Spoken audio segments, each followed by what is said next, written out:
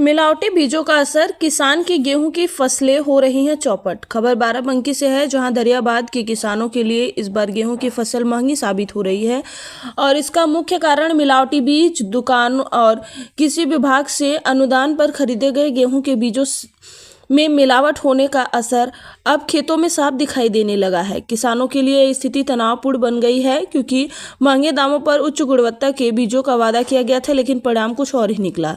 इस साल किसानों के खेतों में गेहूं की फसल में बलिया में आ गई है, जिससे कुछ किसानों को यह महसूस हो रहा है कि उन्होंने महंगों दामों पर मिलावटी बीज खरीदे। बलिया के कारण अब कई किसानों की गेहूं की फसल चौपट हो चुकी है। मथुरा नगर के किसान राजकुमार ने बताया कि उन्होंने पंतनगर 2967 प्रजाति का बीज 20 बीघा खेत में बोया था, लेकिन अब फसल में मिलावट का असर साफ दिखने लगा है। इस तरह मुरारपुर के किसान यशवंत, युगल किशोर, अरुण और राजेश ने भी श्रीराम कंपनी का नया बीज बोया था, लेकिन अब तक उनके खेतों में भी मिलावट का असर दिख रहा है। किसानों के खेतों में अब गेहूं के पौधे में बालियों के आकार का अंतर देखा जा रहा है। खेतों में एक जैसी फसल नहीं उग रही है, बल्कि अलग अलग साइज और प्रजाति के पौधे उग रहे हैं।